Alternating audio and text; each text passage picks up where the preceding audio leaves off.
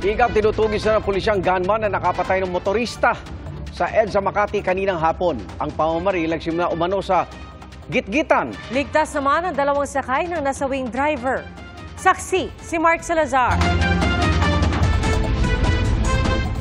Bakas pa ang tama ng bala ng baril sa puting multipurpose van na ito. Ang driver ng puting sasakyan binaril nang nakasakay sa kotse pasado alas 2 ng hapon sa EDSA Ayala Tunnel southbound.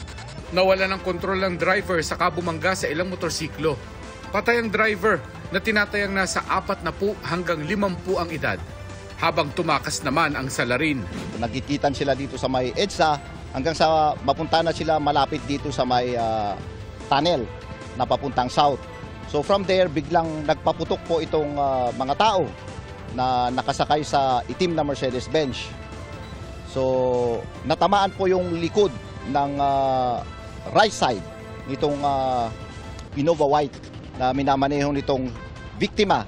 At sa kasamaang palad po, natamaan yung likod niya at iyon po yung sanhi ng kanyang pagkamatay. Bukod sa nasawing driver, may sakay din na isang babae at isang bata ang puting sasakyan. Tinulungan sila ng isang dumaraang rider. Nakita ko si ate, hawak-hawak niya si baby, humingi ng tulong, pinara ako. So ako naman huminto, tapos di pa ako nakakalapit kay ate, binangga na po kami nung Innova na yan. Tapos nakita ko po yung Innova na mayroon pong sakay na may tama na po. Siguro natapakan niya yung silinyador. Yun, bigla lang po kaming inararo. Dahil sa insidente, pansamantalang isinara ang EDSA Ayala Tunnel na nagpabigat sa trapiko. Muli itong binuksan mag-aalas 4 na ng hapon. Patuloy ang paghahanap sa gunman. Inalerto na rin daw ng Makati Police ang pulisya sa iba't ibang lugar at nakipag-ugnayan na rin sa LTO para matukoy ang pagkakakilanlan nito. Para sa GMA Integrated News, ako si Mark Salazar, ang inyong saksi. Mga kapuso, sama-sama tayong maging saksi.